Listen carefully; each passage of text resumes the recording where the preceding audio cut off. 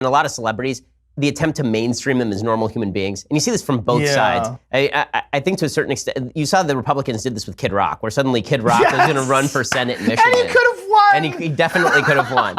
And you see Kanye West, they're doing the same thing now, right? Kanye West is a grand expositor of the Constitution of the United States. And listen, I'm happy for anybody to think for themselves. If Kanye wants to talk about voting Republican, I'm a Republican, I'm happy with that, that's fine. But to pretend that entertainers, I mean, I've lived out here my entire life. To pretend that entertainers and show people aren't a bunch of crazy people is just nuts. Thank you. They're all, like, the level of nuttiness in this town is so high, and yet the halo effect that we have about celebrities is that, well, if they're famous and I see them on TV, that must mean that they're smart in real life. No. Well, it's a biological trick. And what it is when you evolved, when all of us lived thousands of years ago, we looked to the most successful member of the tribe, the one who was older, the one that everybody revered. He was the best hunter. He was the smartest warrior. He was the one with the scars on his face that had survived battle, and he could relay to you the lessons of a life well lived. This is what I learned. This plant's poisonous. That snake will kill you. And all of this stuff now gets relayed to someone who's on a giant screen.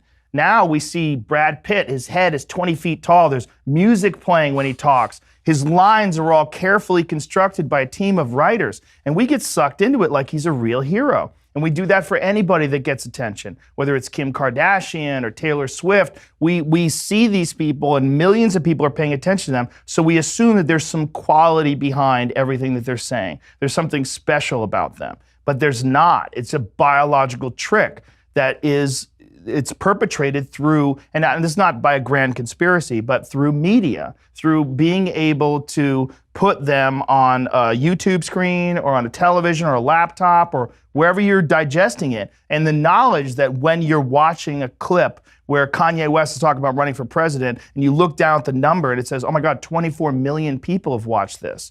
And there's 15,000 thumbs up. What the And this is the world that we're living in today. So you say, well, he must be, God, Kanye's gonna win. Kanye's gonna win. And this is exactly how Donald Trump got into office. We have a popularity contest to see who becomes president, and we have the very first ever popular person enter a popularity contest. A guy who is a long-time media personality who knew very well how to manipulate that.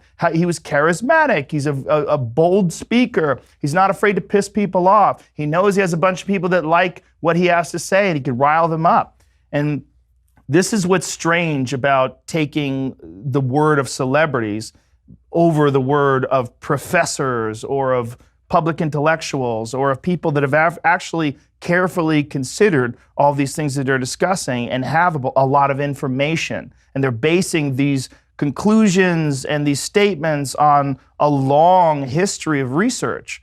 And this is not what you're going to get from Kanye. He's a guy who doesn't even read. He doesn't read. And they're like, he's our guy. He uses your incorrectly all the time. He uses the wrong your. Like Piers Morgan, I mean, we both have our thoughts on Piers Morgan, but one of the things he wrote, like he corrected him, and he's like, no, you're never going to be president.